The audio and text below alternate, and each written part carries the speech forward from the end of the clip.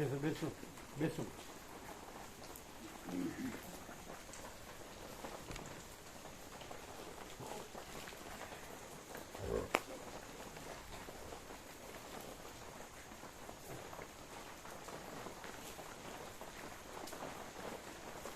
બેસો બેસો.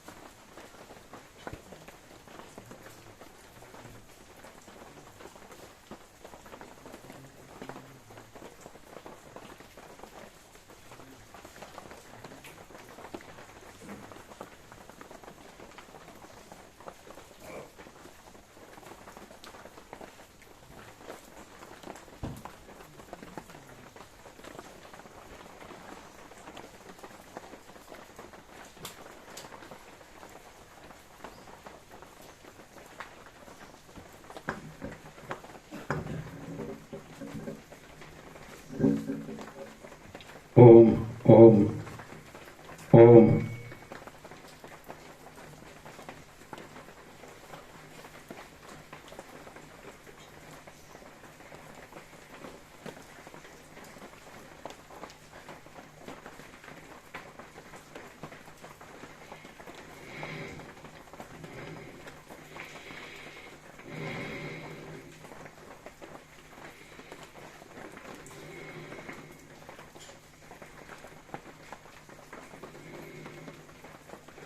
परम चिदाकाश, परम ज्योति, अखंड ज्योति, महाचिदाकाश, स्वयं प्रकाश, संपूर्ण प्रकाश, पूर्ण ब्रह्म, अनंत तेज घन, अनंत चिद घन, परमाकाश, केवल अनंत शुद्ध तेज घन, परमाकाश, अखिलात्मा, पूर्ण ब्रह्म, परमात्मा, परम चिदाकाश, परम ज्योति, अखंड ज्योति, अनंत पूर्ण परम चिदाकाश, परम शांति, स्वयं सिद्ध, स्वयं प्रकाश, स्वयं पूर्ण, स्वस्वरूप, यही सब कुछ है, इसके सिवा कुछ नहीं है. शून्यभास, अनंत कोटि, महाकल्पो है ही नहीं. महाचिदाकाश, स्वयं प्रकाश, संपूर्ण प्रकाश, महाचिदाकाश ज्योति, अनंत, अखंड, अभेद, महाचिदाकाश ज्योति, महातत्व, महासामान्य, महाचिदाकाश, स्वसंवेद्य, सहज निर्विकल्प, महाचिदाकाश, परम कैवल्य, परम शांति, परम चिदाकाश, अनंत, पूर्ण, निरपेक्ष, सत्य, अनंत, संपूर्ण, अपरिघी, निर्भ्रांत, निरपेक्ष, वसेटराम, निर्वण पूर्वार्ध, राउंड 40मो राउंड.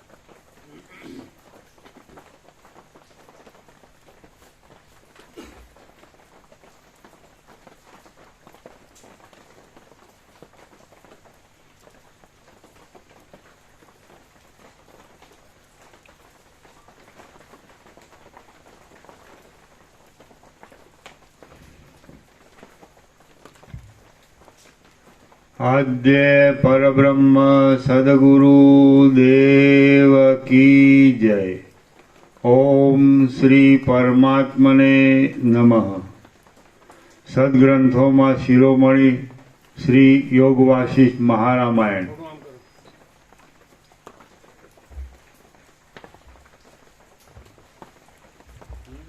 હજી થોડું.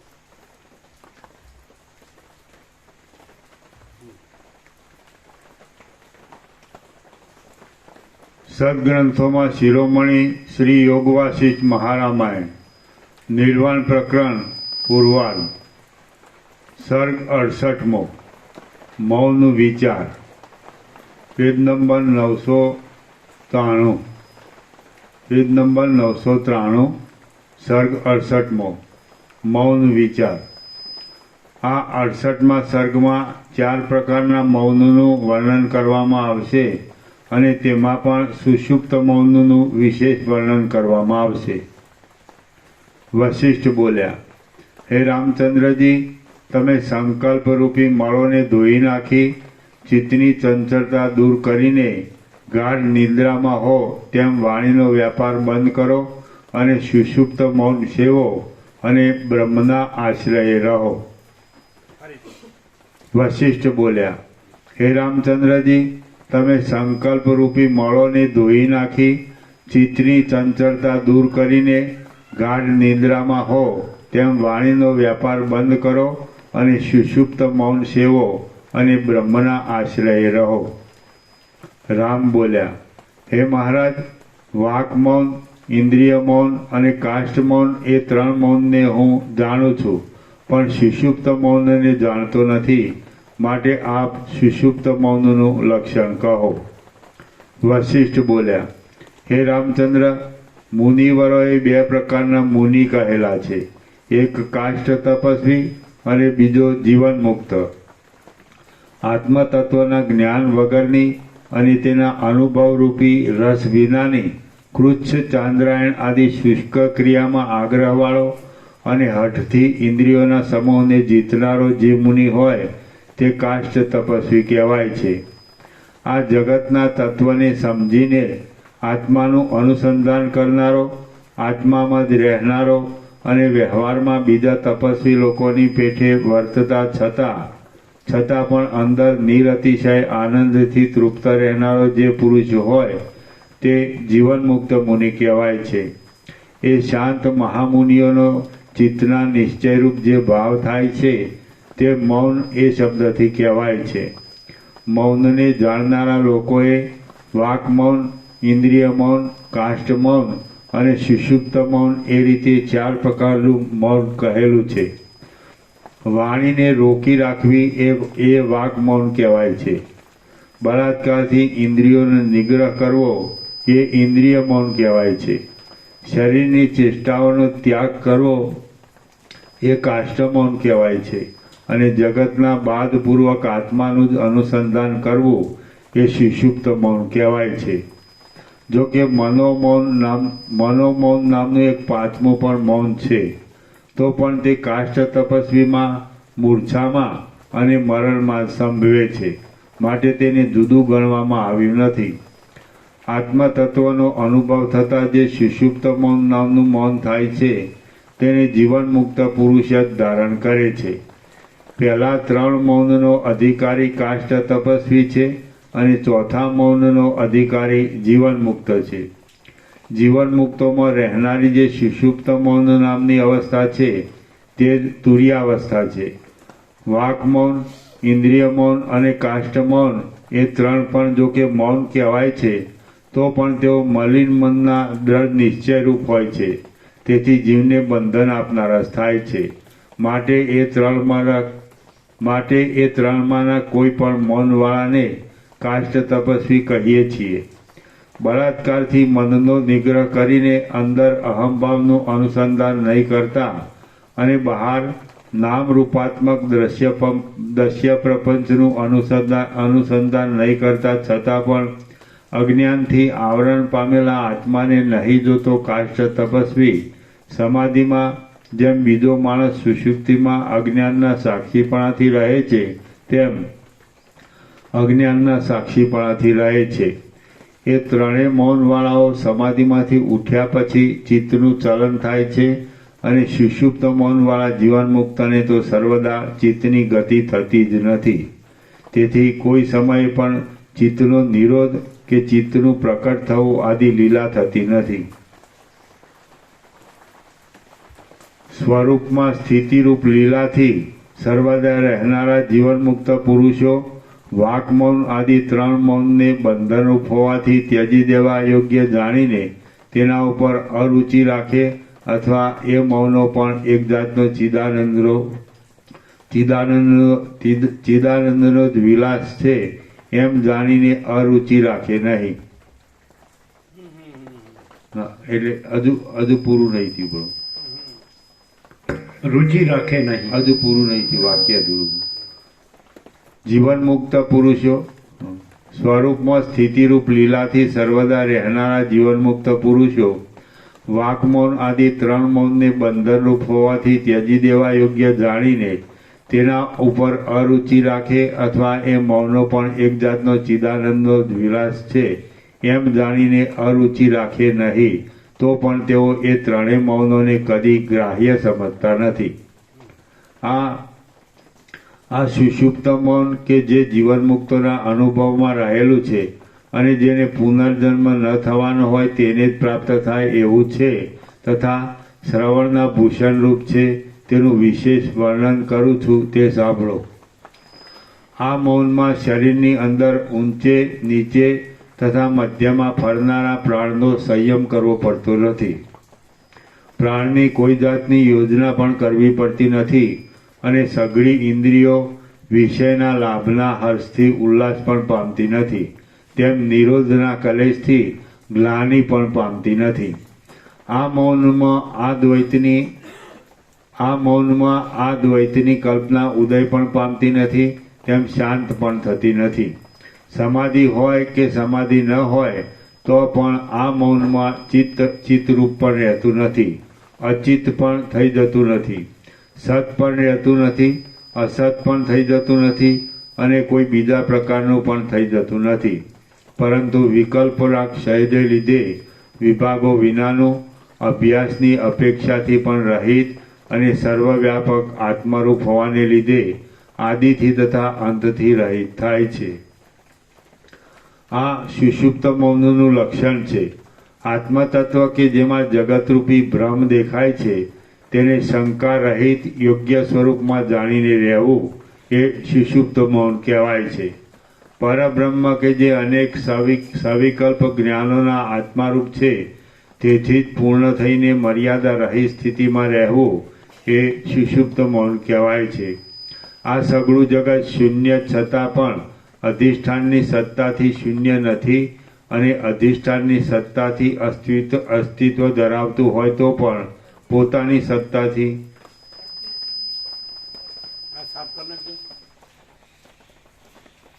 બંને.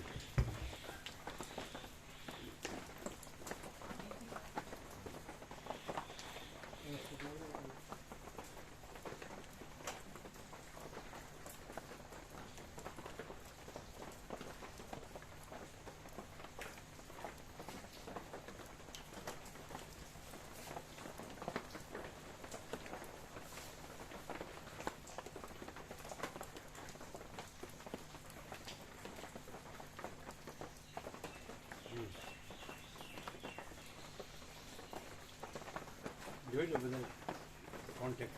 ચાલો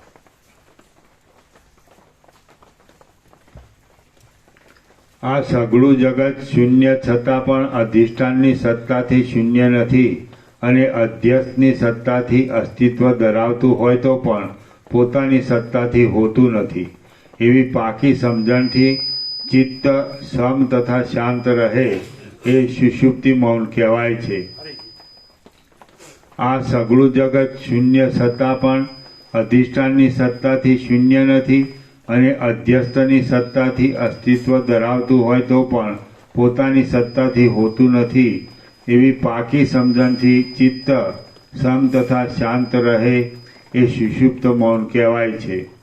જે સ્થિતિમાં સઘળું જગત સત પણ નથી અસત પણ નથી, પોતાની સત્તાથી શૂન્ય છે તથા નિરાધાર છે અને અધિષ્ઠાન રૂપે જોતા ભ્રાંતિ માત્ર છે તથા જ્ઞાન માત્ર છે એવી પાકી સમજણ રહે તે સ્થિતિ સુષુપ્ત મૌન છે.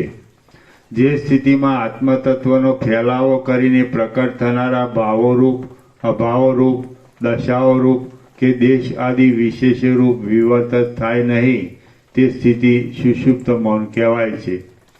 વૃત્તિઓ વિનાના ચિત્તથી અત્યંત ક્ષમતા જ રહે. હવે દબાયેલો છે ત્યાં તમે જોઈ આવો ફરીથી, ત્યાં ટચ કરી આવ્યો એમાં ફરક પડે. જોઈ આવજો જરા, એ ફિટ કરો.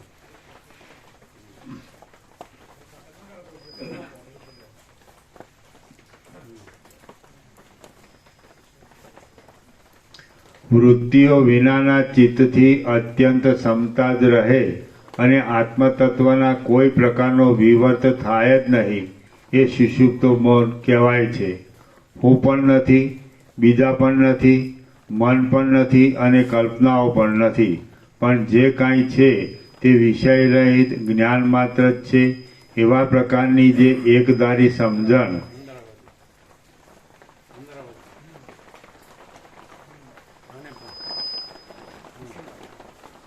હું પણ નથી, બીજા પણ નથી, મન પણ નથી અને કલ્પનાઓ પણ નથી.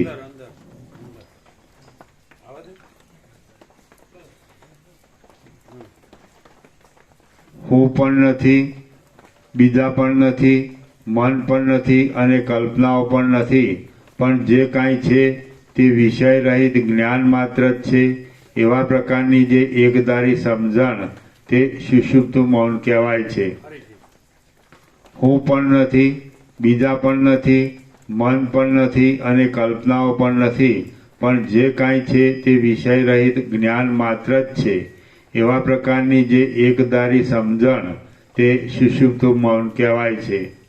જેમાં આ જગતની અંદરના સઘળા શબ્દોનો તથા અર્થોનો એક રસ થઈ જાય છે એવું જે સત્તા સામાન્ય છે તે હું છું એવી જે અખંડ સમજણ તે સુષુપ્ત મૌન કહેવાય છે. જેમાં આ જગતની અંદરના સઘળા શબ્દોનો તથા અર્થોનો એક રસ થઈ જાય છે એવું જે સત્તા સામાન્ય છે તે હું છું એવી જે અખંડ સમજણ તે સુષુપ્ત મૌન કહેવાય છે. આવી સ્થિતિમાં ચિત્તની બ્રહ્માકાર છેલ્લી વૃત્તિ પણ શૂન્ય જેવી થઈ જાય છે. ત્યાર પછી પોતાની, બીજાની કે ભેદની કલ્પના ક્યાંથી જ રહે. આવા પ્રકારની જે અખંડ સ્થિતિ એ જ વ્યાપક સુષુપ્ત મૌન કહેવાય છે. આ બોધવાળું સુષુપ્ત મૌન અવિદ્યાના બાદથી તુર્યાવસ્થા કહેવાય છે અને અવિદ્યાનો બાદ કરનારી વૃત્તિઓના બાદથી તુર્યાતીત પણ કહેવાય છે. આવા પ્રકારની જે અખંડ સ્થિતિ એ જ વ્યાપક સુષુપ્ત મૌન કહેવાય છે. આ બોધવાળું સુષુપ્ત મૌન અવિદ્યાના બાદથી તુર્યાવસ્થા કહેવાય છે અને અવિદ્યાનો બાદ કરનારી વૃત્તિઓના બાદથી તુર્યાતીત પણ કહેવાય છે એમ સ્વચ્છ રીતે સમજો. સુષુપ્તિ સમાધિ, તુર્ય સમાધિ અને તુર્યાતીત સમાધિ કે જેઓ જ્ઞાનની 7 ભૂમિકાઓમાં 5મી, 6ઠ્ઠી તથા 7મી ભૂમિકાઓ રૂપ છે તેઓ જીવન મુક્તને અનુક્રમે જાગ્રતમાં તથા સ્વપ્નમાં પણ થાય છે. હે બ્રહ્મરૂપ રામચંદ્રજી, જાગ્રતમાં ચારે બાજુ નિપુણ રીતે વ્યવહાર કરતો હોય તથા દેહની પ્રતીતિવાળો હોય અને સમાધિમાં સઘળો વ્યવહાર છોડી દેતો હોય તથા દેહના ભાન વગરનો રહેતો હોય તો પણ જીવન મુક્ત પુરુષ સર્વદા તુર્યામાં જ રહે છે અને વિદેહત છે એમ સમજો. કેમ કે જાગ્રતમાં પણ તેની સઘળી વૃત્તિઓ નિર્મળ તથા શાંત હોય છે. આ સ્થિતિ બ્રહ્મરૂપ થયેલાની જ હોય છે, બીજાની હોતી નથી. હે રામચંદ્રજી, તમે વિરાટ આદિ સર્વનો લય કરીને સંસારની વાસનાઓથી રહિત એક તુર્ય રૂપે જ રહો. જે કાંઈ આ સઘળું જગત પ્રતીત થાય છે તે સ્વપ્ન જેવું જ છે. હું, તમે કે બીજું કાંઈ પણ નથી એમ સમજીને જીવન મુક્ત થઈ સર્વદા ચિદાકાશના કોષમાં જ રહો. શ્રી યોગ વાસિષ્ઠ મહારામાયણમાં નિર્વાણ પ્રકરણના પૂર્વાર્ધનો મૌન વિચાર નામનો સર્ગ 68મો સમાપ્ત. સર 69મો પ્રાણ અને મનનો સંયોગ ઇત્યાદિ. આ 69માં સર્ગમાં ગણોનું રુદ્રપણું, મુક્ત લોકોની પોતાની ઈચ્છા પ્રમાણે સ્થિતિ અને યોગથી પ્રાણનો લય એટલા વિષયો કહેવામાં આવશે. રામ બોલ્યા, હે મહામુનિ, આપે સ્વરુદ્રો કહ્યા તે ગણોની સાથે લેખીને કહ્યા કે ગણો વિના રુદ્રોને લેખીને કહ્યા? આપે જે ગણો કહ્યા તે જ રુદ્રો કે તેમનાથી જુદા રુદ્રો? એ મને તુરત જ સમજાવો. વશિષ્ઠ બોલ્યા, સંન્યાસીએ જીવટ આદિ 100 શરીરોવાળા જે 100 સ્વપ્નો દીઠા તેઓ જ રુદ્રપણાને પ્રાપ્ત થયા એમ તમે પ્રથમના પ્રકરણથી સમજ્યા હશો જ. તેથી મેં સ્પષ્ટ રીતે 100 રુદ્રોના નામો આપ્યા નથી. સંન્યાસીને સ્વપ્નમાં જીવટ આદિ જે 100 આકારો જોવામાં આવ્યા તેઓ જ 100 ગણો લેખવામાં આવ્યા. એ સઘળા ગણો રુદ્રના અંશરૂપ હોવાથી અને રુદ્રના જેવા જ ઐશ્વર્યવાળા હોવાથી 100 રુદ્રો લેખવામાં આવ્યા. જો એ રીતે સઘળા રુદ્રો જ હતા તો પણ ઈશ્વર કોટીમાં રહેલા પૂર્વસિદ્ધ રુદ્રની સેવા કરવાના કામમાં તેઓ ગણો જ હતા. મુખ્ય રુદ્રને અધીન થઈને તેઓ પોતાના કર્મોના ફળો અને ઐશ્વર્યો ભોગવતા હતા. રામ બોલ્યા, હે મહારાજ, સંન્યાસીના સ્વપ્ને બનાવેલા પહેલા રુદ્રે જેમ એક દીવામાંથી 100 દીવા બનાવવામાં આવે છે તેમ પોતાના એક જ ચિત્તમાંથી 100 ચિત્તો બનાવ્યા એ વાત કેમ સંભવે? વશિષ્ઠ બોલ્યા, જ્ઞાનરૂપ ઐશ્વર્યથી જેમણે માયાનું બંધન તોડી નાખ્યું છે અને યોગૈશ્વર્યથી સત્ય સંકલ્પપણાને પામેલા પુરુષો પોતાના સર્વજ્ઞપણાના અને સર્વશક્તિમાનપણાના બળથી જે વસ્તુને જે રીતે કલ્પે તે વસ્તુને તે રીતે અનુભવે છે. સર્વાત્મકપણાને લીધે અને સર્વવ્યાપકપણાને લીધે એ લોકો જ્યાં સુધી જે વસ્તુની જે રીતની ભાવના કરે ત્યાં સુધી તે વસ્તુનો તે રીતનો તે અનુભવ કરે છે. રામ બોલ્યા, રુદ્ર જ્યારે એ રીતે સઘળી શક્તિઓથી ભરપૂર છે ત્યારે પોતાને માટે શુભ સ્થિતિઓની અને શુભ આચરણોની કલ્પના નહીં કરતા માણસોની ખોપરીઓની માળાઓના ઘરેણાં શા માટે ધારણ કરે છે? શા માટે શરીરે ભસ્મ લગાવે છે? નગ્ન શા માટે રહે છે? સ્મશાનમાં શા માટે વસે છે? અને સ્ત્રીનો પ્રસંગ શા માટે રાખે છે? વશિષ્ઠ બોલ્યા, મહાસમર્થ અને સિદ્ધ જીવનમુક્ત લોકોને શાસ્ત્રોમાં કહેલી મંગળરૂપ જ અને સુખ આપનારી જ ક્રિયાઓ કરવાનો નિયમ નથી, કેમ કે તેઓ વિધિ નિષેધના દાસ નથી. સઘળી માંગલિક ક્રિયાઓને પણ તત્વદ્રષ્ટિથી અમંગળરૂપ માને છે અને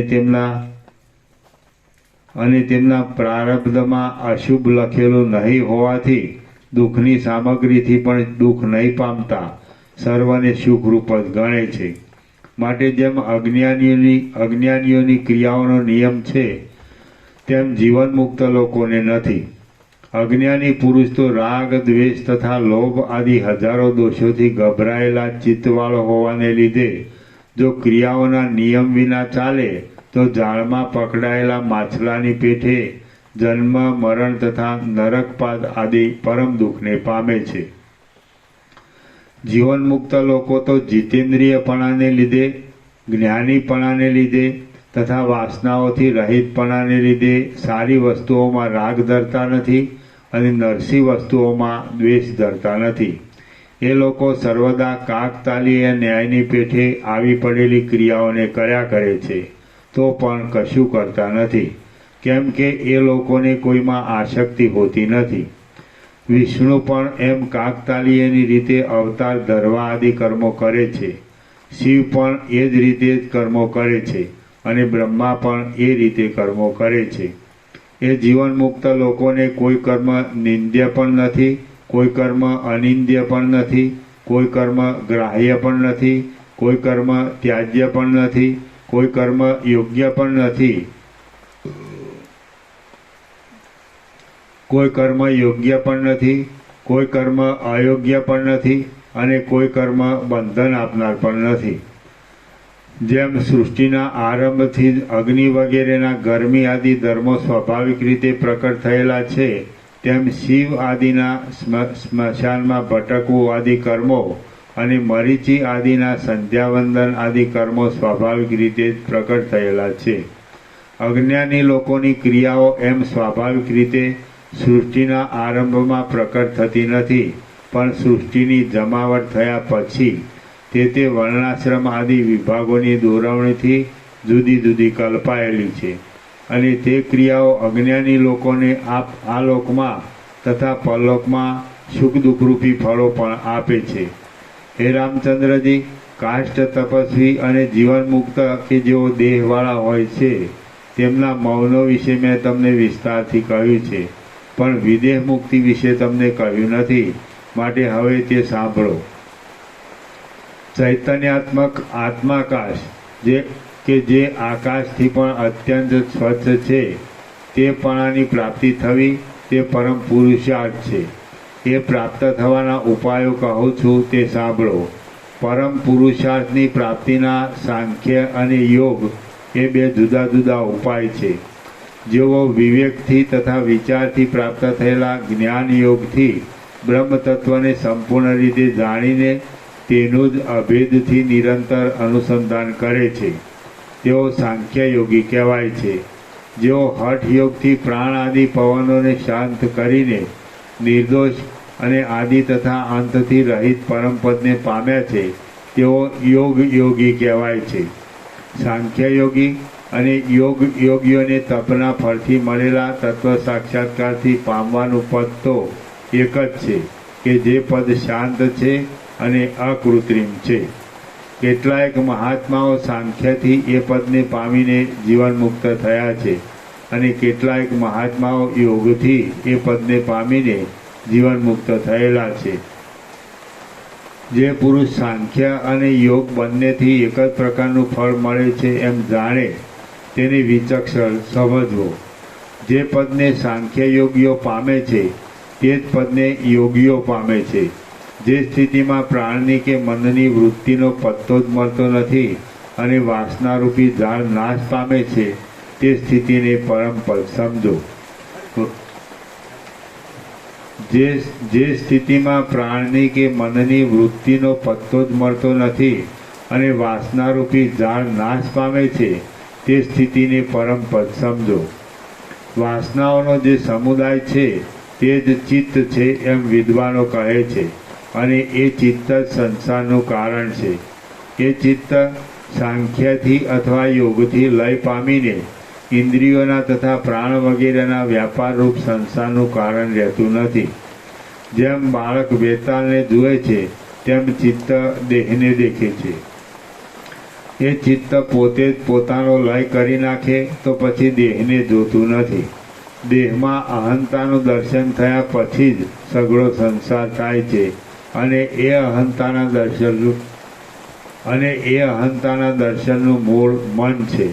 માટે મનની શાંતિ થાય તો સઘળા સંસારની શાંતિ થઈ જાય છે.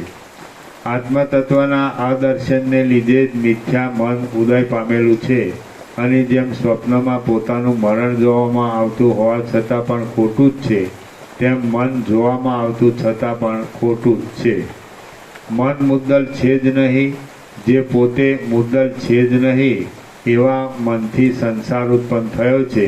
માટે અહંતા ક્યાં છે, મમતા ક્યાં છે, સંસાર ક્યાં છે, શિષ્ય ક્યાં છે, ઉપદેશ ક્યાં છે, ગુરુ ક્યાં છે, બંધ ક્યાં છે અને મોક્ષ પણ ક્યાં છે? કશું નથી. એક આત્મતત્વનું શ્રવણ મનનાદિકથી અનુસંધાન, પ્રાણોના લય અને મનનો નિગ્રહ એ ત્રણ મોક્ષના જુદા જુદા ઉપાયો છે. રામ બોલ્યા, હે મહારાજ, જો પ્રાણનો લય પણ મોક્ષનું કારણ હોય તો હું ધારું છું કે સઘળા જીવો મરણ પામે કે તુરત મુક્ત થાય છે. વશિષ્ઠ બોલ્યા, એ ત્રણેય ઉપાયો મનના નાશ દ્વારા જ મોક્ષના કારણરૂપ થાય છે. ત્રણેય ઉપાયમાં મનની શાંતિ જ મુખ્ય સાધન છે. ત્રણેય ઉપાયોમાં મનની શાંતિ જ મુખ્ય સાધ્ય છે એમ સમજો. મરણમાં મનનો કે પ્રાણનો નાશ થતો નથી, પણ મન અને પ્રાણ એક દેહને છોડીને બીજા દેહમાં જાય છે. જો મનનો નાશ થાય તો મોક્ષ પ્રાપ્ત થયેલો સમજો. મરણમાં શરીર જ્યારે શબ્દાદિકથી રહિત થાય છે ત્યારે પ્રાણ શરીરને છોડી દઈને ભવિષ્ય દેહની વાસનાને લઈ બહારના આકાશમાં ભવિષ્ય દેહના આરંભને અનુકૂળ થયેલી પંચભૂતોની તન્માત્રાઓની સાથે સમાગમ પામે છે. તે જીવોની વાસનાઓ રૂપ એ તન્માત્રાઓ પણ તેવી જ વાસનાઓથી ભરેલા મનથી જોડાઈને પ્રાણોની સાથે સંબંધ ધારણ કરે છે, પણ બીજા પ્રાણોની સાથે સંબંધ રાખતી નથી. વાસનાવાળા જ પ્રાણો બીજા દેહમાં ઉત્પન્ન થાય છે અને પૂર્વ દેહને ત્યજી દે છે. એ પ્રાણો તે બીજા દેહના હૃદયાકાશની સાથે અને તેની અંદર રહેલા વાયુઓની સાથે જોડાય છે. જેમ ડોલરના પુષ્પોની ગંધ તલમાં પેસતા તેની અંદર રહેલા તેલની સાથે તેનો સંબંધ થાય છે અને તેની સાથે ગાણીમાં પીલાય છે, તેમ પ્રાણો બીજા દેહમાં પેસતા તેની અંદર રહેલા આકાશની અને વાયુઓની સાથે જોડાઈને સંસારના દુઃખો ભોગવે છે. જેમ સમુદ્રમાં ડૂબેલો પાણીથી ભરેલો ગડો બહારના લોકોના જોવામાં નહીં આવતા છતાં પણ નાશ પામતો નથી, તેમ વાસનાવાળું મન મરણ સમયે જોવામાં નહીં આવતા છતાં પણ નષ્ટ થતું નથી. જેમ કિરણો સૂર્ય વગરના હોતા નથી, તેમ પ્રાણ મન વગરનો હોતો નથી. જેમ તેતર એક ખડને પકડ્યા વિના બીજા ખડને છોડતો નથી, તેમ મન બીજા દેહને સ્થૂળ સૂક્ષ્મ સંકલ્પ પકડ્યા વિના કદી પણ પ્રાણને છોડતું નથી. જ્યાં મન હોય ત્યાં પ્રાણ હોય જ છે. જ્યારે મન જ્ઞાનના પ્રભાવને લીધે વાસનાઓ વિનાનું થઈને નષ્ટ થાય છે ત્યારે પ્રાણ ચલન વિનાનો થઈ જાય છે અને ત્યારે જ શાંતિ જ અવશેષ રહે છે. જ્ઞાનથી વાસનાઓનો નાશ થતાં મનનો અને પ્રાણનો બંનેનો નાશ થાય છે. જ્ઞાનથી સર્વ પદાર્થોનો અત્યંત મિથ્યાપણો ઉદય પામે છે અને તે મિથ્યાપણાના ઉદયથી વાસનાઓનો નાશ થતાં પ્રાણ અને મન જુદા પડે છે. શાંત થયેલું મન પ્રાણથી જુદું પડે ત્યારે પોતાના નાશથી પરમપદને પ્રાપ્ત થઈને ફરીવાર દેહપણાને દેખતું નથી. જે વાસના છે તે જ મન કહેવાય છે. જે ચિત્ત છે તે વાસના માત્ર જ છે. માટે વાસનાનો અભાવ થતાં પરમપદરૂપ થઈ જાય છે. વાસના સહિત સર્વનો બાદ કરીને જ્ઞાન આત્મતત્વ થઈ જાય છે અને જે આત્મતત્વ છે તે અવિચળ જ્ઞાન રૂપે જ અવશેષ રહે છે એમ વિદ્વાનો કહે છે. હે રામચંદ્રજી, આ સંસાર કે જે રજ્જુમાં થયેલા સર્પના ભ્રમ જેવો છે તેનો એ રીતે વિવેક માત્રથી પોતાની મેળે છેડો આવી જાય છે. એક આત્મતત્વનો જ શ્રવણાદિકથી અભ્યાસ, પ્રાણનો રોધ અને મનનો નાશ એમાંથી એક સિદ્ધ થતાં બીજા બે પોતાની મેળે જ સિદ્ધ થઈ જાય છે. જેમ પંખાની ગતિ શાંત થતાં પવન શાંત થઈ જાય છે, તેમ પ્રાણરૂપ વાયુનું ચલન શાંત થતાં મન શાંત થઈ જાય છે. પ્રાણ શરીરનો લય થતાં બહારના આકાશમાં રહેલા વાયુની સાથે મળીને વાયુપણાને પ્રાપ્ત થાય છે અને ત્યાં પોતામાં જે દેહની વાસના હોય તે દેહને લગતા વ્યવહારનો જ અનુભવ કરે છે.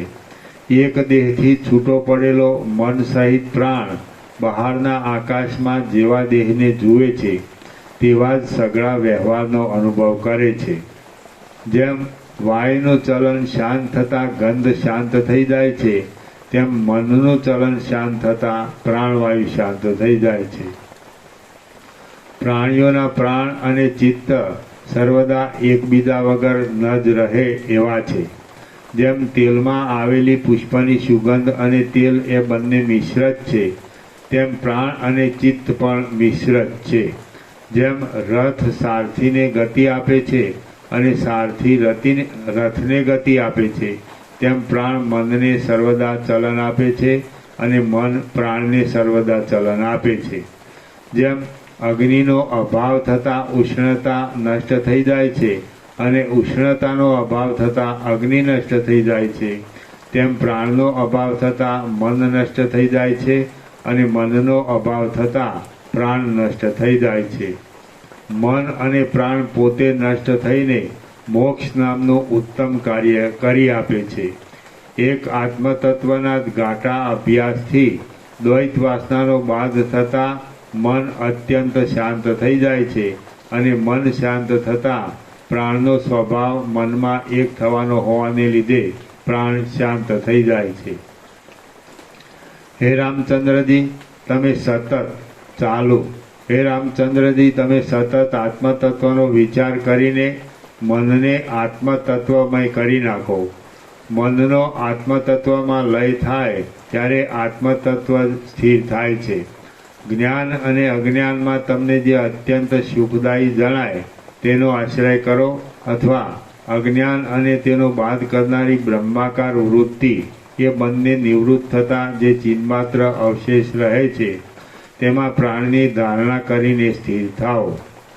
જે એક બ્રહ્મતત્વ છે તેના આકારનો સદા વિચાર કરવો અને એમ વિચાર કરતાં કરતાં સાક્ષાત્કાર સુધી પહોંચી જવું, એટલે ત્યાં જતા વિચારો આપોઆપ શાંત થઈ જશે. જેમ દેહ ભોજન લેવાનું બંધ કરતાં પોતાની મેળે જ નાશ પામે છે, તેમ પ્રત્યાહાર કરનારાઓનું ચિત્ત પ્રાણની સાથે પોતાની મેળે જ ક્ષય પામે છે અને પરબ્રહ્મ રૂપે જ અવશેષ રહે છે.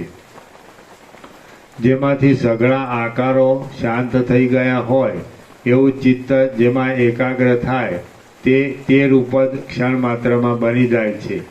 લાંબા કાળ સુધી કરવામાં આવેલા અભ્યાસનો સ્વભાવ જ એવો છે. અવિદ્યાવાળું દ્વૈત મુદ્દત છે જ નહીં અને તત્વજ્ઞાનથી જ પરમપદની પ્રાપ્તિ થાય છે એમ યુક્તિપૂર્વક સમજીને પછી ધ્યાન આદિથી જ્ઞાનનો જ અભ્યાસ કરવો.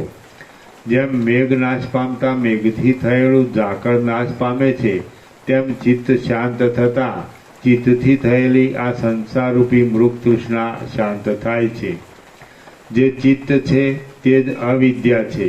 એટલા માટે બ્રહ્માકાર પરિણામ પામેલા ચિત્તથી જ ચિત્તનો નાશ કરો. હે રામચંદ્રજી, ચિત્તના ક્ષયનું રૂપ શૂન્યતા નથી, પણ ચિત્તના અધિષ્ઠાનભૂત આત્મા જ ચિત્તના ક્ષયનું રૂપ છે. કેમ કે અભાવને પરમ પુરુષાર્થ કહેવાય જ નહીં. જો ચિત્ત જરાવાર પણ પરમપદમાં આરામ લે તો ચિત્તને તેમાં જ પરમાનંદ પામીને પરમપદ રૂપે જ પરિણામ પામેલું સમજો. ચિત્તને નિરતિશય સ્વયં પ્રકાશ આનંદનો સ્વાદ મળ્યો તો પછી સંસારમાં પાછા આવવાની ઈચ્છા કરશે જ નહીં. જો ચિત્ત સાંખ્યથી અથવા યોગથી પરમપદમાં આરામ લઈ સત્વપણાને પામે તો ફરીવાર સંસારમાં જન્મ થતો જ નથી. જેમાંથી સઘળી અવિદ્યા નષ્ટ થઈ ગઈ હોય છે તે ચિત્ત સત્વ એ શબ્દથી કહેવાય છે. જેમાંથી સંસારના બીજરૂપ અવિદ્યા બળી ગઈ હોય છે તે ચિત્ત ફરીવાર બ્રહ્મભાવના સ્વરૂપને છોડતું જ નથી. વાસનાઓથી રહિત થયેલો, અવિદ્યાથી રહિત થયેલો અને સત્વમાં રહેલો કોઈ વિરલ પુરુષ જ પરમ જ્યોતિને જુએ છે. વાસનાઓથી રહિત થયેલો, અવિદ્યાથી રહિત થયેલો અને સત્વમાં રહેલો કોઈ વિરલ પુરુષ જ પરમ જ્યોતિને જુએ છે અને તુરંત શાંત થાય છે કે જે પરમ જ્યોતિ અજ્ઞાનીઓની દ્રષ્ટિથી શૂન્ય જેવી છે. હે રામચંદ્રજી, જાગ્રત, સ્વપ્ન તથા સુષુપ્તિરૂપ ભ્રાંતિના બીજોથી રહિત થયેલું અને અવિદ્યાના ક્ષયને લીધે બાધિત થઈ બળી ગયેલા વસ્ત્રની પેટે માત્ર પ્રતિભાસ રૂપે અવશેષ રહેલું મન સત્વ કહેવાય છે. તે જેમ સ્પર્શ પારસમણીના સંગથી સુવર્ણપણાને પામેલું ત્રાંબુ પાછું ત્રાંબાપણાને પ્રાપ્ત થતું નથી, તેમ વાસનારૂપી બીજ શક્તિના દાહથી પરબ્રહ્મપણાને પામેલું મન પાછું રાગદ્વેષાદિક કલ્પનાઓથી મલિનતાવાળા સંસારપણાને પ્રાપ્ત થતું નથી. શ્રી યોગ વાસિષ્ઠ મહારામાયણમાં નિર્વાણ પ્રકરણના પૂર્વાર્ધનો પ્રાણ મન સંયોગ વિચાર નામનો સર્ગ 69મો સમાપ્ત. સર્ગ 70મો. એક રાજા પ્રત્યે વેતાલના 6 પ્રશ્નો. આ 70મા સર્ગમાં ચિદાત્માની શુદ્ધિને વેતાલના અને એક રાજાના સંવાદની કથા કહેવામાં આવશે. વશિષ્ઠ બોલ્યા, હે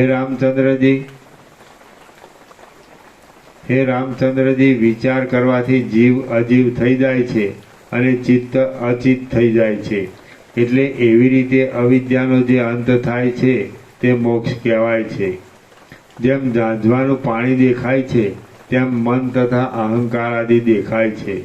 મન તથા અહંકાર આદિ મિથ્યા જ છે અને માત્ર થોડી વાર જ એવું દેખાય છે, માટે તે વિચારથી લય પામે છે. આ સંસારરૂપી સ્વપ્નની ભ્રાંતિના વિષયમાં એક વેતાલે કરેલા શુભ પ્રશ્નો પ્રસંગને લીધે મારા સ્મરણમાં આવ્યા છે, તે હું તમારી પાસે કહું છું, તે સાંભળો.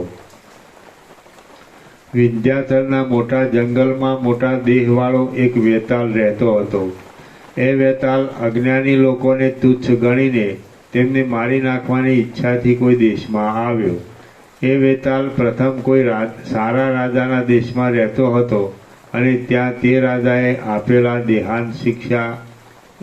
દેહાંત શિક્ષાવાળા લોકોના બલિદાનથી સંતોષ પામીને હરકત વિનાની સમાધિ જેવી સ્થિતિનું સુખ ભોગવતો હતો.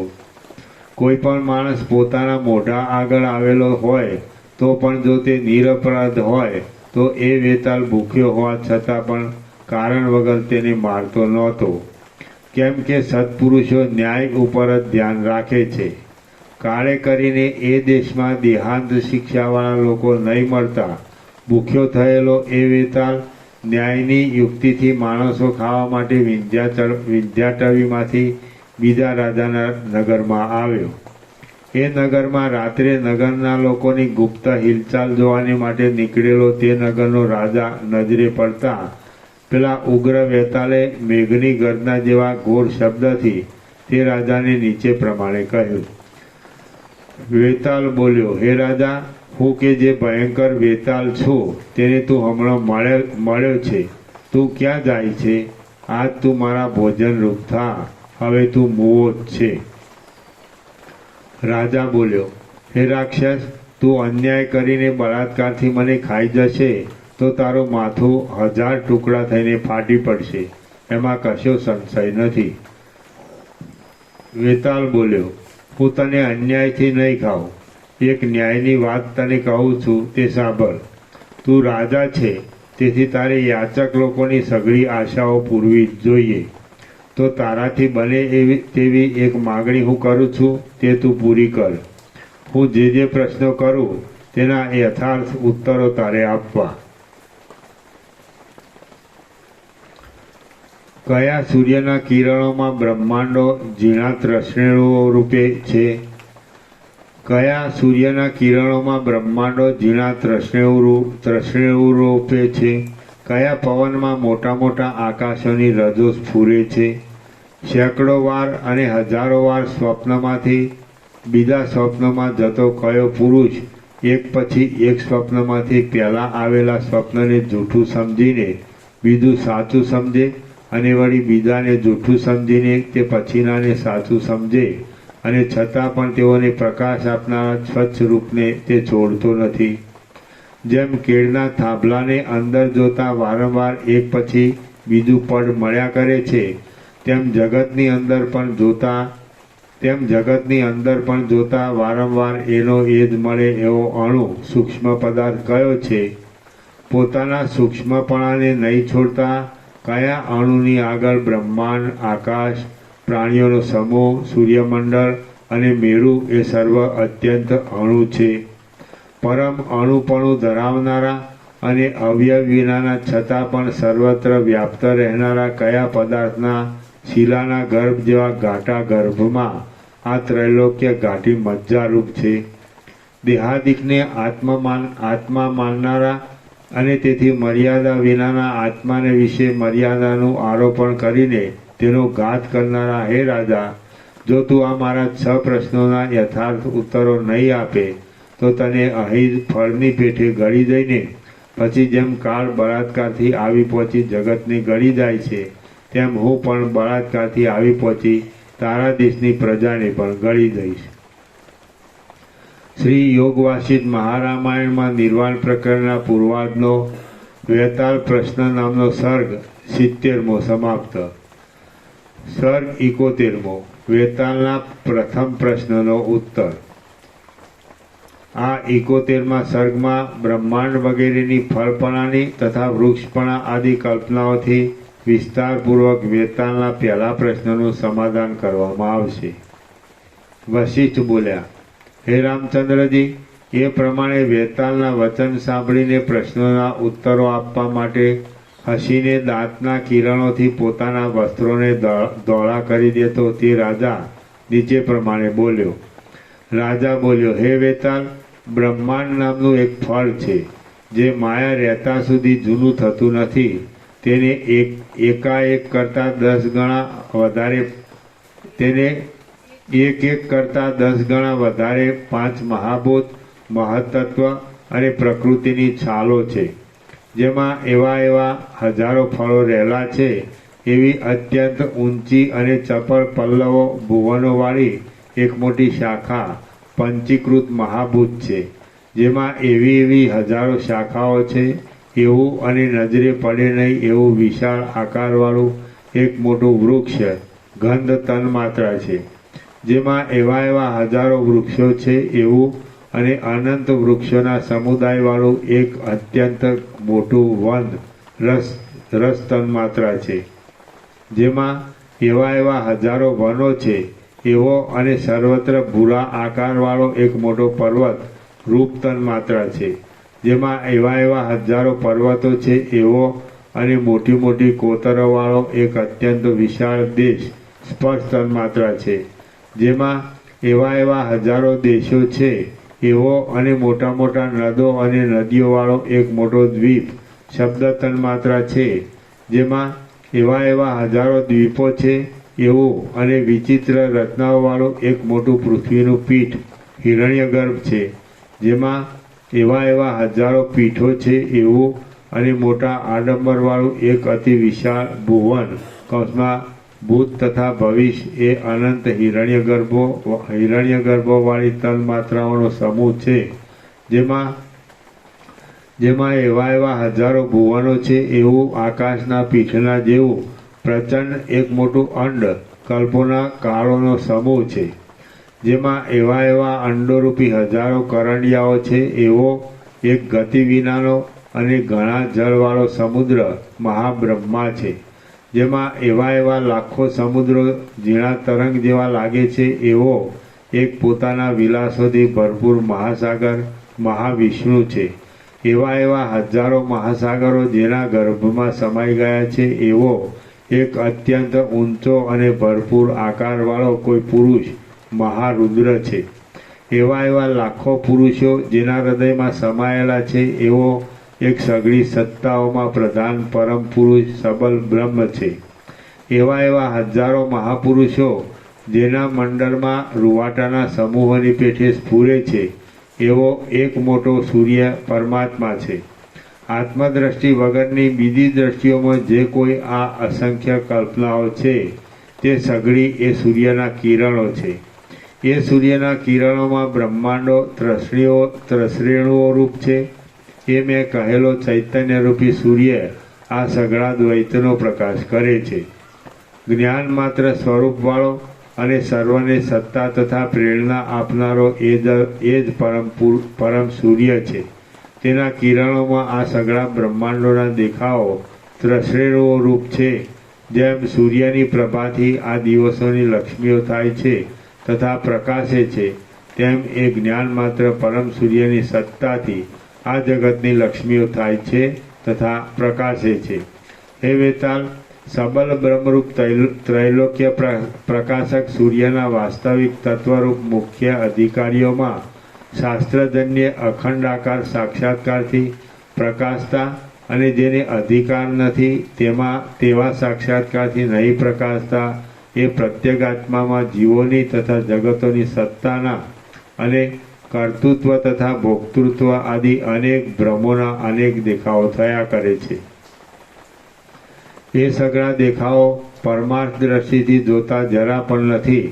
માટે તું પ્રશ્નો કરવાની પંચાત કરવી છોડી દઈને ચૂપ બેસી રહે. શ્રી યોગ વાસિષ્ઠ મહારામાયણમાં નિર્વાણ પ્રકરણના પૂર્વાર્ધનો વેતાલ પ્રથમ પ્રશ્નોત્તર વર્ણન નામનો સર્ગ 71મો સમાપ્ત. સર્ગ 72મો બાકીના 5 પ્રશ્નોના ઉત્તર. આ 72મા સર્ગમાં રાજા વેતાલને અવશેષ રહેલા 5 પ્રશ્નોના ઉત્તર આપશે. રાજા બોલ્યા, હે વેતાલ, જેમ પુષ્પમાં સુગંધ સ્ફુરે છે તેમ પરમાત્મા રૂપી મોટા પવનમાં કાળની સત્તા, આકાશની સત્તા, સમષ્ટિ પ્રાણની સત્તા અને જીવની સત્તા આદિ સૂક્ષ્મ અને ચંચળ રજો સ્ફુર્યા કરે છે. કાળ, આકાશ, પ્રાણ તથા જીવ આદિ મોટા આકાશો પોતાની સત્તા વગરના છે અને પરમાત્માની સત્તાથી સત્તાવાળા છે. જગતરૂપી મોટા સ્વપ્નમાં અમુક યોનિયોરૂપ સ્વપ્નોમાંથી અમુક યોનિયોરૂપી બીજા સ્વપ્નોમાં જતો જીવરૂપ પુરુષ પછીના આવતા જતા સ્વપ્નોમાં પહેલા સ્વપ્નોની સત્યતાને છોડતા પણ બોધ માત્રથી શાંતપણાને વધારનારા પોતાના બ્રહ્મપણારૂપ સ્વચ્છ સ્વરૂપને છોડતો નથી. જેમ કેળના થાંભલામાં અંદર તેની અંદર પણ જોતા વારંવાર છોતરું જ મળ્યા કરે છે, તેમ બ્રહ્મના વિવર્તરૂપ આ જગતમાં અંદર તેની અંદર પણ જોતા વારંવાર બ્રહ્મ મળ્યા કરે છે. એવો અણુ પદાર્થ બ્રહ્મ છે. એ જ પદાર્થ વિવર્ત તથા જગતમાં ફેલાવો આદિ નિમિત્તોને લીધે સત, બ્રહ્મ તથા આત્મા ઇત્યાદિ શબ્દોથી કહેવાય છે. પણ વાસ્તવિક રીતે જોતા સઘળા ધર્મોથી શૂન્ય છે અને વચનથી કહી શકાય નહીં એવો છે કે જેથી કિંચિત પણ તે છે અને ન કિંચિત પણ તે છે.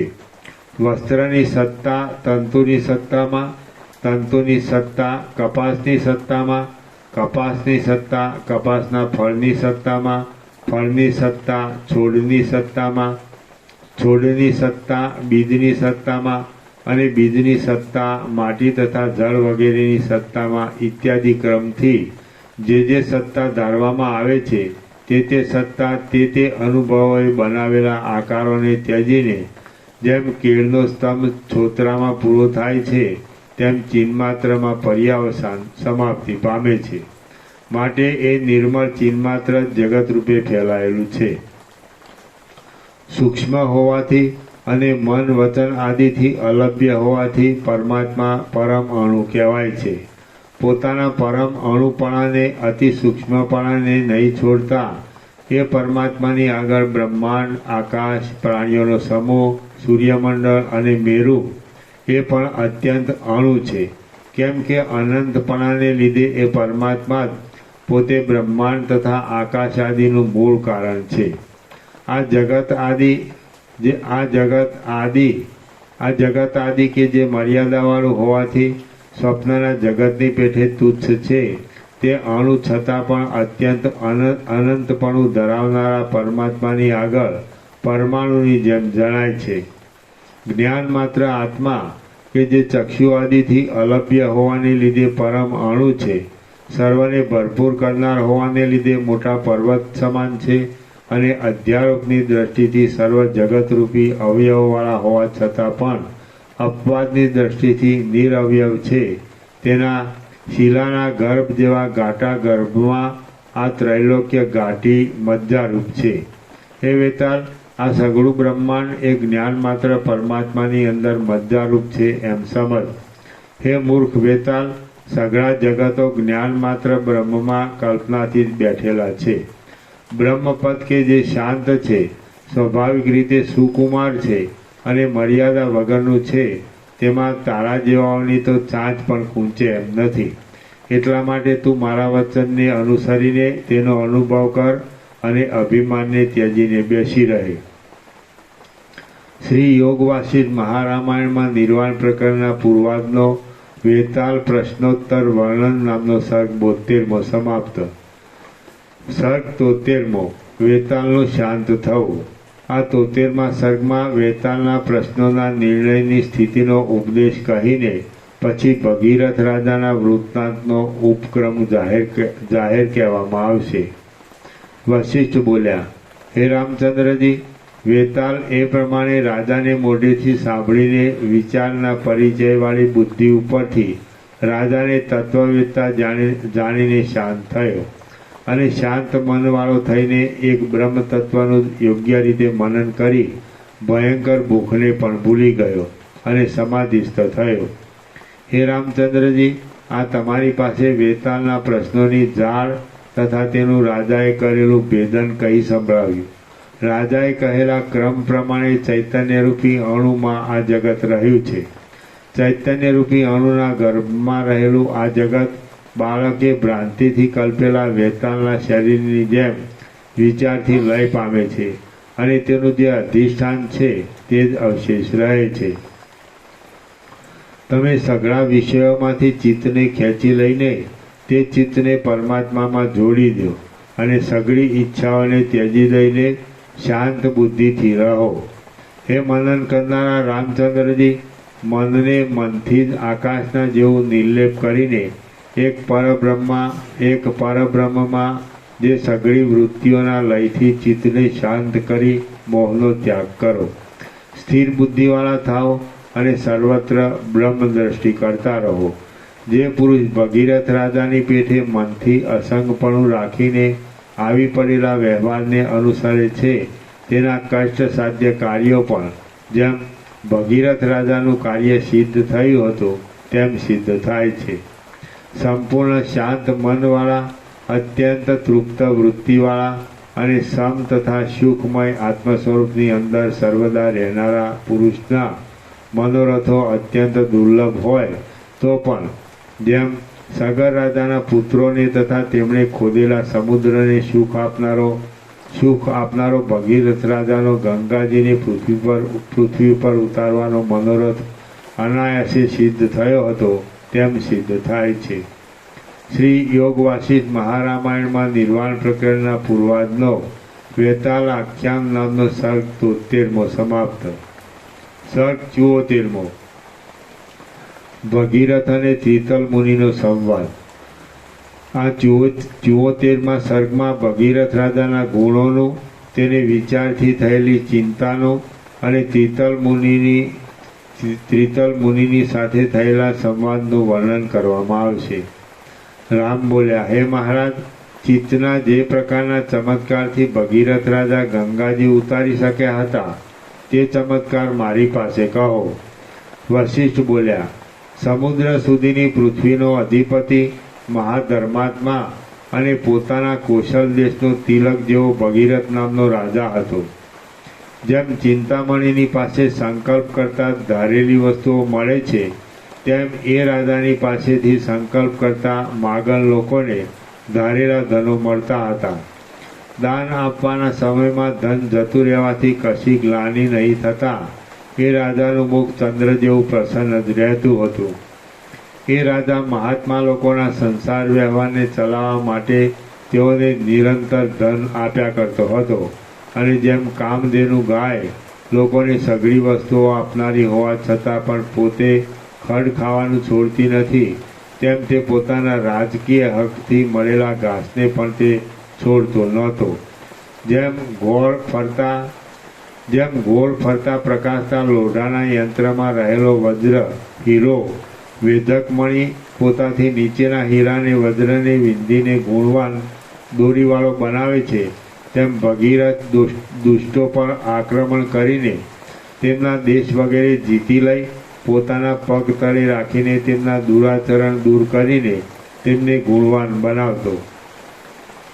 જેમ ધુમાડા વિનાના અગ્નિના જેવી શરીરની શોભાવાળો સૂર્ય આકાશમાં ફરી ફરીને થાકતા છતાં પણ લોકોના ઘરોના અંધકારને હરે છે, તેમ ધુમાડા વિનાના અગ્નિના જેવા શરીરની શોભાવાળો એ રાજા પ્રજાઓના પાલનને માટે પૃથ્વીમાં ફરી ફરીને થાકતા છતાં પણ મનુષ્યોના મોહને અને ગરીબાઈને હરતો હતો. જેમ તપવાથી થયેલા તણખાના કણોની ધારા ચોતરફ ફેંકતો મધ્યાહન કાળમાં ઉત્પન્ન થયેલો સૂર્યકાંત મણીનો આજ્ઞાકાશનો અગ્નિ ખડ વગેરેમાં બળ્યા કરે છે, તેમ પ્રતાપથી થયેલી તેજની ધારાને ચારે બાજુ નાખતો એ ભગીરથ રાજા શત્રુઓના મંડળમાં પ્રકાશતો હતો. જેમ કોમળ તથા શીતળ સ્પર્શવાળો અને લોકોના મનને આનંદ આપતો ચંદ્રકાંત મણી શીતળ ચંદ્રની સમીપમાં રસ બનીને વહે છે, તેમ કોમળ તથા શીતળ ડબવાળો એ લોકોના મનને આનંદ આપતો એ ભગીરથ રાજા સુગ્ન લોકોની સમીપમાં એક રસ થતો હતો. ગંગાજીના પ્રવાહરૂપ જગતનું જનોય કે જે સ્વર્ગમાં તથા પાતાળમાં વહેવાથી બે તાંતણાવાળું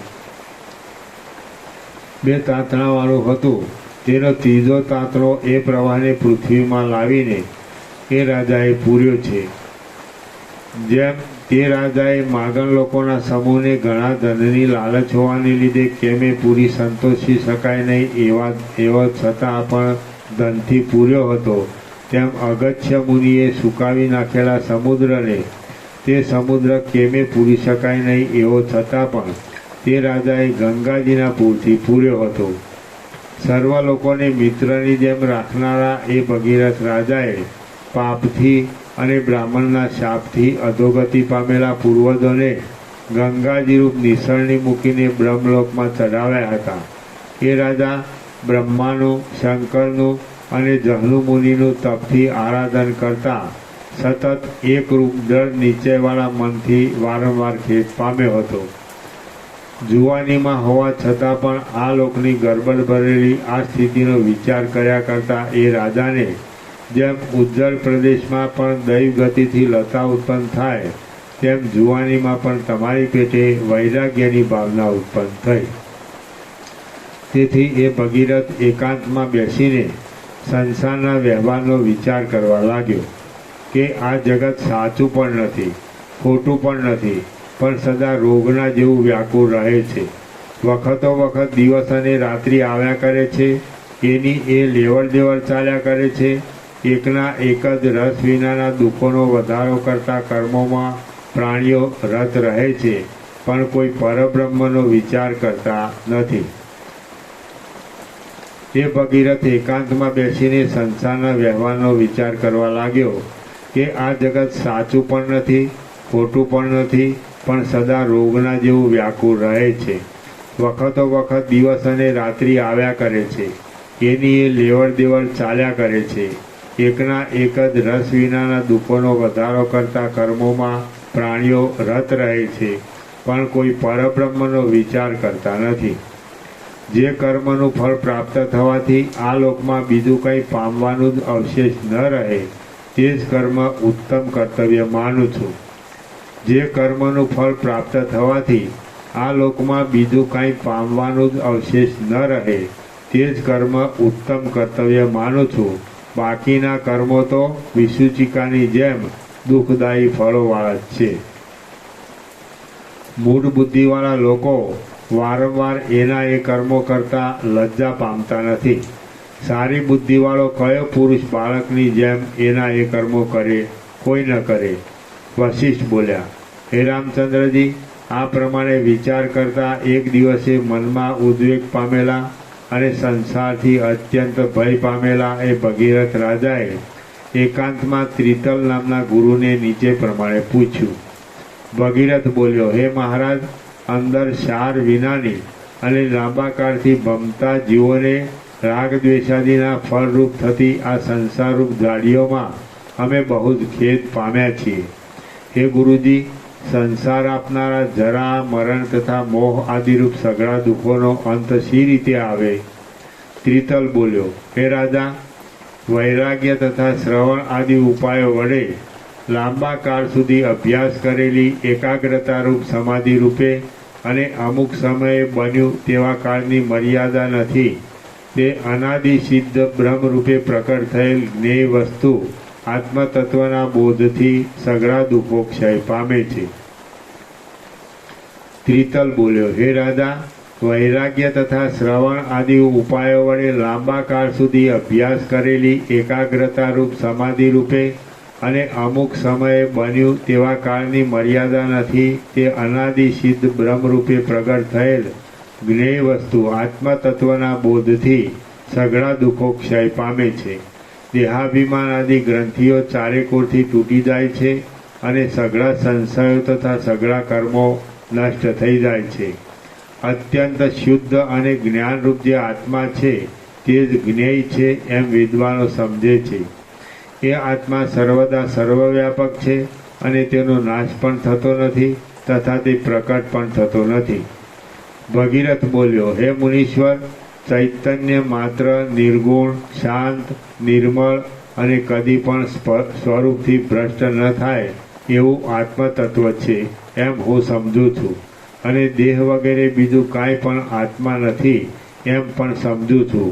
પરંતુ તે આત્મતત્વનો બોધ મને હાથમાં રહેલા આમળાની પેઠે સરળતાથી સમજાતો નથી.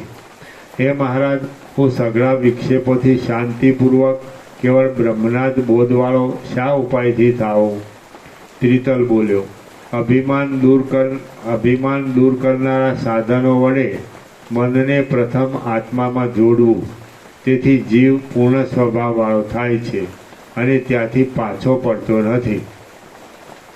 આસક્તિ રાખવી નહીં. પુત્ર, સ્ત્રીઓ તથા ઘર વગેરેમાં મોહ દૂર કરવો. પોતાને રૂચતો કે અણગમતો પદાર્થ મળે તો પણ મનને સમાન રાખવું.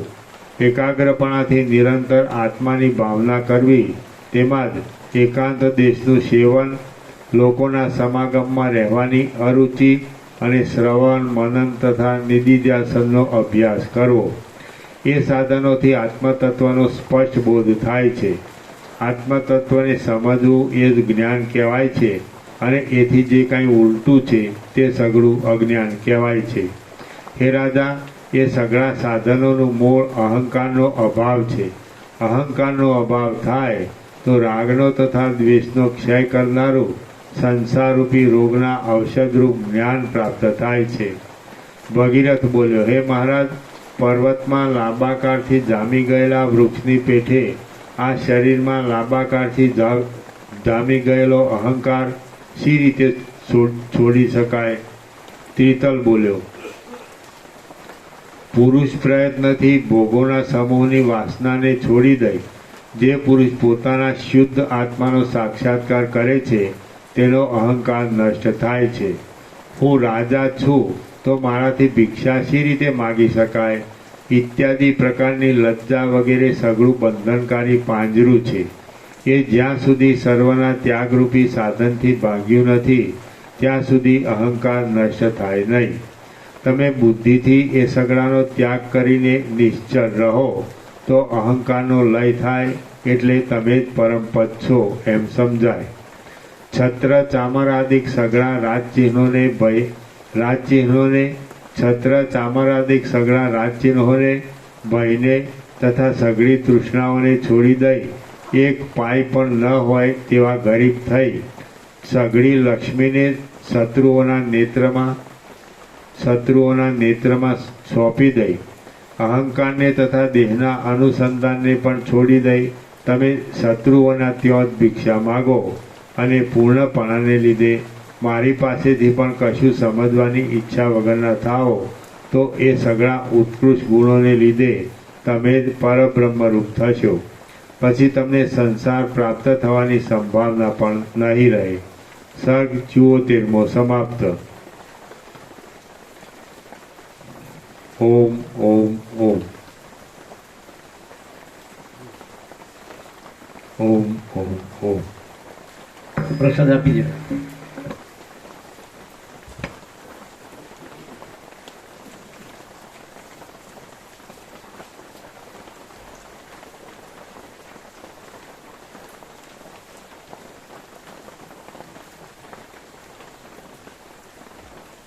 વસ્ત્રાલમાં છે મેઘરાજાની મેં ફૂલ આખી રાત વ્યાપક છે કે કેટલે સુરત પણ છે વ્યાપક હે સુરત પણ છે અને વ્યાપક છે. એવો છે મહેસાણા, સુરત, માલસાડ બધે વ્યાપક છે. ગુજરાત જે નહીં ખાલી ગુજરાત ગુજરાતમાં જ. ગુજરાતમાં એવું ખબર છે. ન્યૂઝમાં હશે ને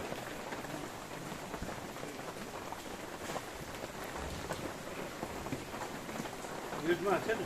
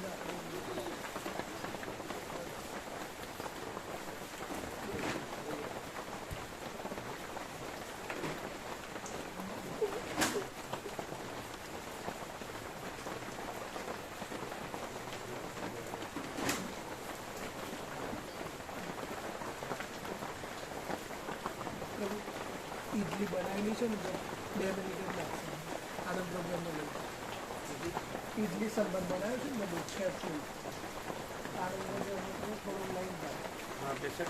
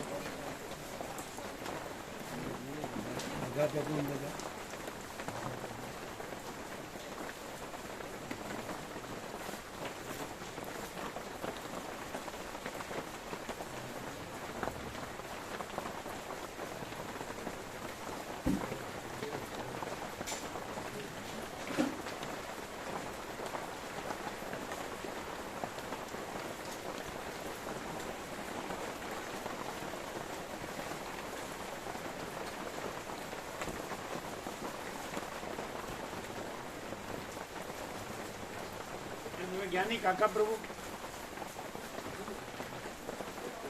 આનંદપુર જાઓ પ્રસાદ વધારે બનાવી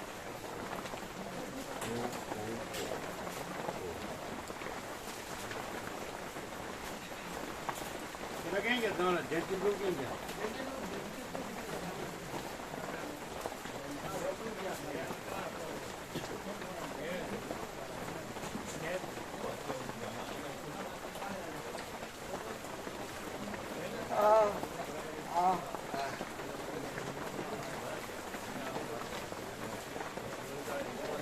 કેમ રહ્યું આ લોકોને બહુ આનંદ આવ્યો શું કહે છે એની બાપા રાણીકોની ફેક્ટરી અમારી અમે રહેતા ને મેં કીધું કે હું કલ્યાણ એની ફેક્ટરી અમે બી જે ફેક્ટરીનું કામ કરતા એ બધું સહજ જ હતું એ તો સહજ અલગ હા એ તો અલગ લાઈન, તમારે તો કલ્યાણ લાઈન. એમને આ તો બનાવ્યું લીટી લાઈન. એમને બનાવ્યું એમને બનાવ્યું નહોતું. પણ હારા કે બોરીવલી અહીંયા કેવું કેમ રહ્યું? હોવા નહીં સરળ છે, સરળ. અને અમે સાચું કહીએ, સાંજે અમે જોયા ને તો અમે ઓળખ્યા જ નહીં. આમ એવું લાગ્યું લાગ્યું એટલે અમે કીધું કોણ છે આ?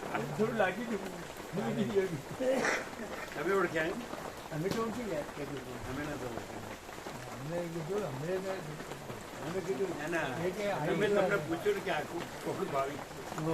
એટલે અમને તો લાગ્યું પ્રભુ એટલે આવું જ થયું છે હવે. હવે આકાશ જ રહ્યું છે, પરમ આકાશ. અમે પૈસા નહીં લે. આવી ગયો નિકોરા આવેલો અને આવેલા છેલ્લે તો પ્રેક્ષામાં જ છેલ્લા આવે. હા હા શીપુરા આવેલા.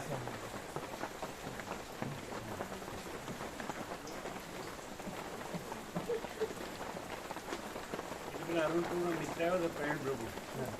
એને ઘેરથી માતાજી હતી, એમનો ફોન કર્યો. એ માતાજી કેમ તમને બધા યાદ આવે? એટલે અરુણપુર કે આને કાંઈ યાદ નથી આવતું.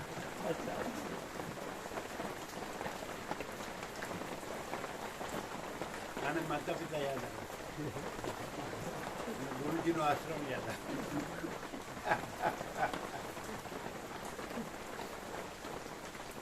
यहाँ पूर्वाश्रम का भी कुछ कोई याद नहीं है ना? प्रैक्टिकल પેલા ઠાકોર બોલતા પેલો છોકરો આવ્યો અમારો ચાકરમાં છોકરો છે સાબરગંગા ઉપર કોતરોમાં. એને તમે કોણ છો એમ? પેલા હું તમારો નાનો છોકરો. એટલે આ એવું જ છે. એ તમે જાઓ એનો પ્રસાદ વધારે છે. જયંતિ પ્રભુ છે ને? હા છે એ ભિક્ષુ અખંડાનંદ નું એવું છે ભિક્ષુ અખંડાનંદ એમના ચીરીને ઓછી નતા શીખ્યા હા, ના હોય. એમણે જ આ યોગ વાસિત બનાવ્યું. આખું આખું સસ્તું થાય છે એમણે બનાવ્યું. અને તો ફાયર રાખતા બધું હિમાલયમાં જતા ને ફાયર રાખતા યોગ વાસિત અને સ્વામી રામકૃષ્ણ ફાયર રાખે બધું બધાની ઉપર છે આ.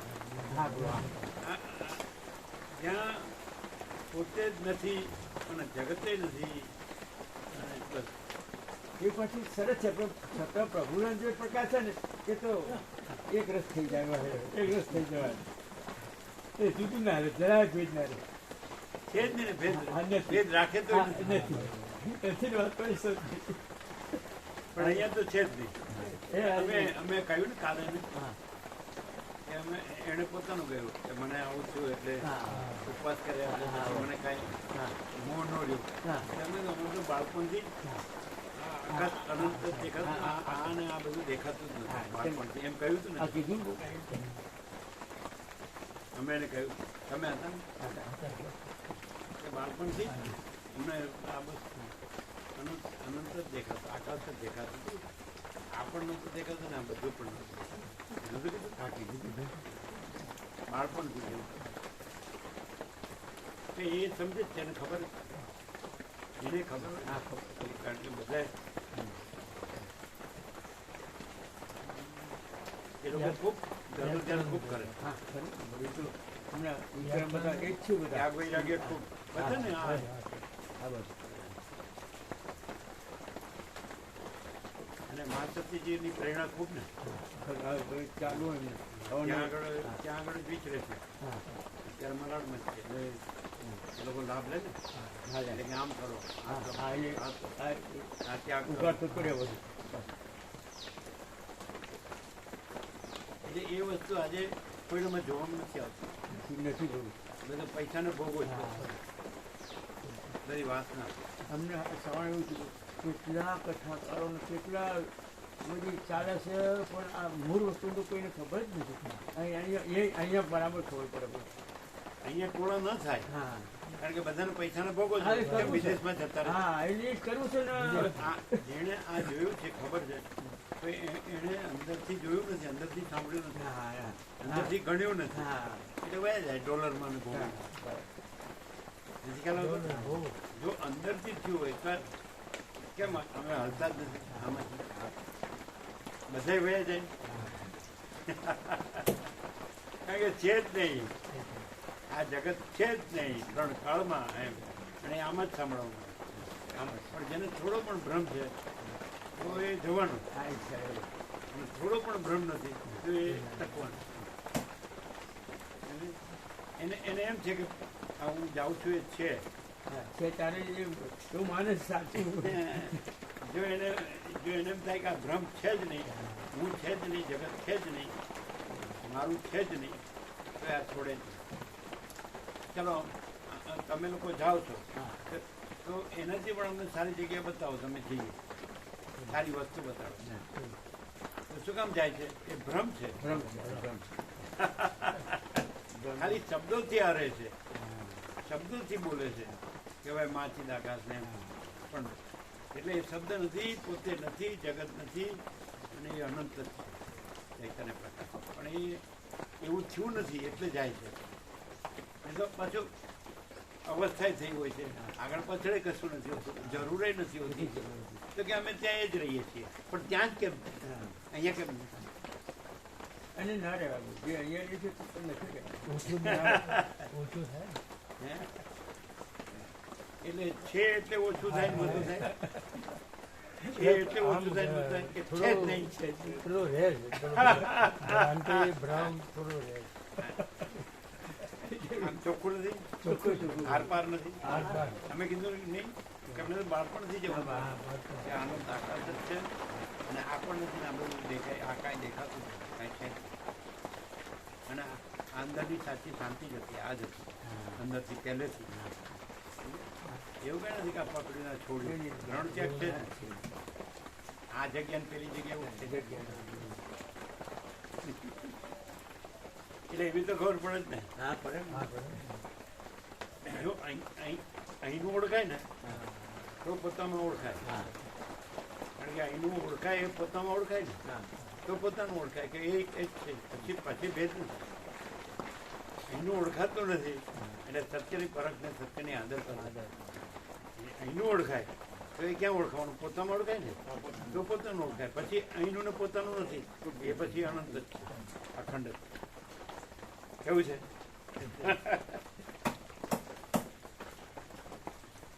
આમાં ઓમ ઓમ ઓમ બોલે છે ત્યારે અમે પછી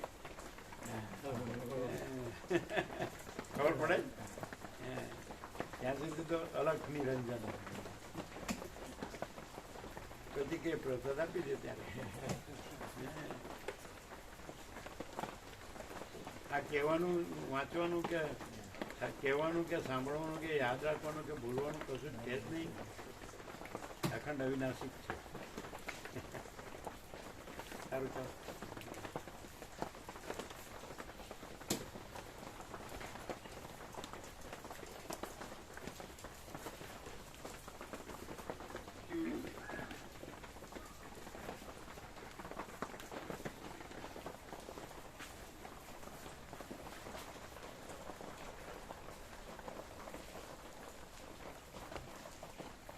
હવે થોડો ભાસ થાય આપણને કે આને ક્યાંક જોયા એવું લાગે, પણ કોણ છે કોણ છે આ ખબર નથી.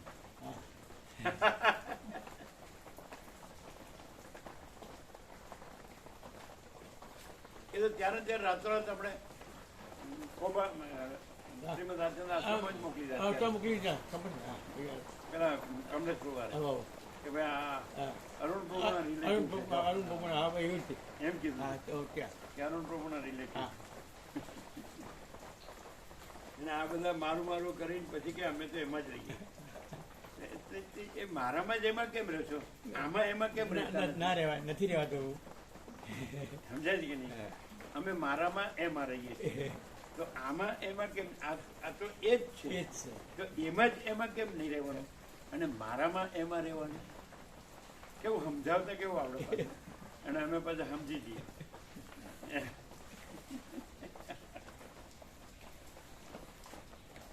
બેટરી અંદર નહીં ગઈ, બેટરી નહીં લાવે, બરાબર બેટરી નહીં લાવે, નહીં લાવે. ના, ઓ ડેટો, હા.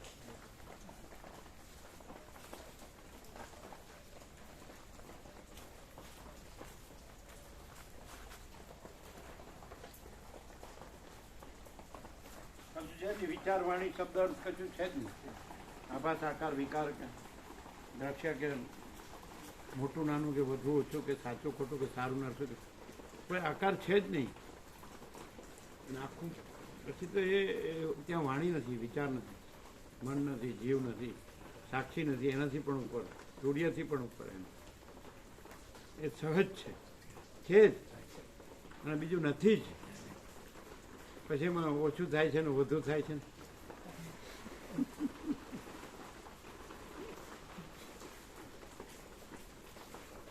એટલે અહીંયા એવું એ જ છે એવું લાગે ખરું. આ દેખાય છે ભલે સામાન્ય માણસ દેખાય છે પણ અહીં એ નથી અને કોઈ નથી, કાંઈ નથી, કાંઈ થતું નથી અને જે છે તે જ છે અનંત અખંડ અવિનાશી. એવું થાય ખરું. કેવી રીતે એના લક્ષણ શું? આમ દેખાય બધા જેવું જ, આમ બધા જેવું માણસ જ દેખાય. એટલે અકૃત્રિમતા જ બધી અકૃત્રિમતા દર્શનમાં બી એવું અકૃત્રિમતા લાગે. બહુ કૃત્રિમતા જેવું જરાય ન લાગે એમ दर्शन से लक्षण से कि यहाँ ये नहीं है, कोई नहीं है, कुछ नहीं, कुछ होता नहीं, वो यही है जो है सो है ऐसा. तो ऐसा सामान्य मनुष्य दिखता है. तो प्रकाश के सिवा दूसरा कुछ नहीं है सब. वो तो अवैयक्तिक सार्वत्रिक है, थोड़ी व्यक्तिगत है. लेकिन सिर्फ सब नहीं है और वो है, मात्र ये नहीं है और वो है ऐसा नहीं है. तो मालूम नहीं पड़ता ना. प्रकाश એ રીતે પ્રકાશ સાથે પ્રકાશ એ રીતે જ થાય છે. જે છે એ રીતે જ પ્રકાશ થાય છે બધું. हाँ क्या ये બધો પ્રકાશ है, आखो प्रकाश है, अनंत ना अखंड ना अविनाश. अच्छा सब लाइट बंद करना. वो भी बाहर का है, बंद किया. हाँ वो तो बाहर का तो बंद है. ये सब बंद करना. ये सब ले लेना. हाँ ये सब ले.